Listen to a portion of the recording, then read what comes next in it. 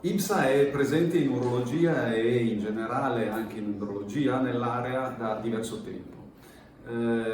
Utilizziamo diverse tecnologie a partire da quella dei film orosolubili, i film orodispersibili, e già in passato abbiamo cominciato a vedere le possibili applicazioni anche dell'acido ialuronico. In particolare l'acido ialuronico protegge la nostra vescica dal contatto con le sostanze tossiche e in qualche caso questo strato protettivo si perde e noi andiamo a ripristinarlo con l'acido ialuronico. Ma l'acido ialuronico è fondamentale anche nella cicatrizzazione ed è da lì, attraverso il dialogo con gli specialisti, che abbiamo cominciato a pensare all'utilizzo nella peronie, dove ho una cicatrice alla fine non visibile, ma ho una cicatrice nel pene che rende poco elastico il tessuto.